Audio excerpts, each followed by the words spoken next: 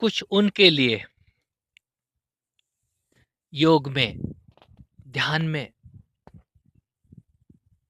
कुछ ढूंढ रहे हैं। जीवन दांव पे लगाया, हासिल कुछ नहीं हुआ। फिर कहते हैं कि ध्यान करने से सिर दुखता है, नींद आती है और हमारे काम केंद्र पर कुछ कुछ होता है। जब हम ध्यान करने बैठते हैं तो ध्यान नहीं लगता। कुछ उनके लिए, कुछ उनको निमंत्रण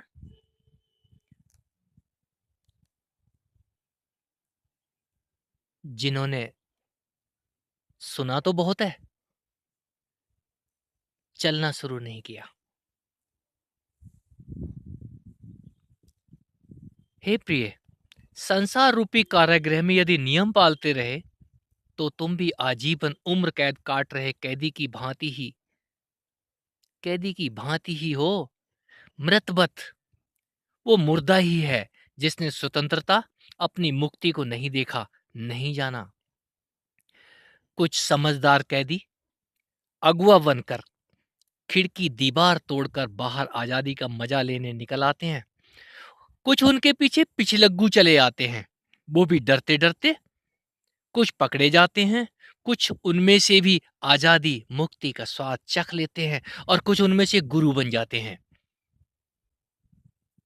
तुम अपनी सोचो, क्या तुमने दीवार तोड़कर आजादी हासिल की या तोड़ने वालों के पीछे पीछे चले आए और उस दीवार को तोड़ने वाले के हाथों दास बन गए? ये दूसरी कैद है, गुरुओं के नीचे बैठना। ये दूसरी कैद है मित्र। अंधे अपना साथी अंधे को बना लेते हैं।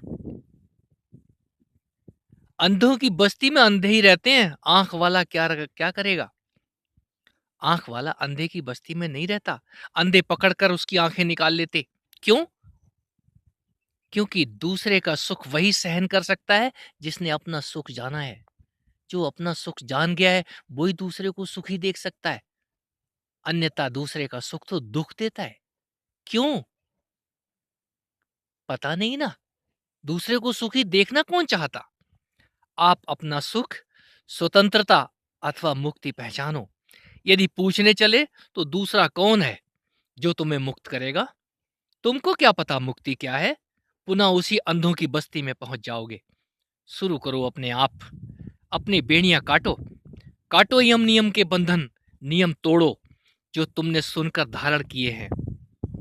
पूजा, प्रार्थना, दंडवत, ध्यान, नमस्ते, प्रणाम सब दंड ही हैं यदि नहीं जानते इनका मतलब। दंड पहचानो।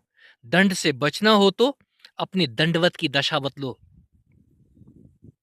वो परम गुरु तुम्हारी दंडवत पहचान लेगा।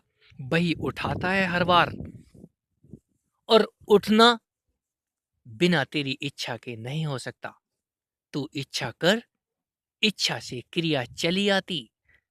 और जब तू क्रिया, थोड़ा बहुत भी क्रिया को पहचान गया तो अपने बाप को पहचान जाएगा, अपनी माँ को पहचान जाएगा और वो सब कुछ जानना शुरू कर देगा जो आज तक तेरे लिए अनजाना है। आज के लिए इतना ही।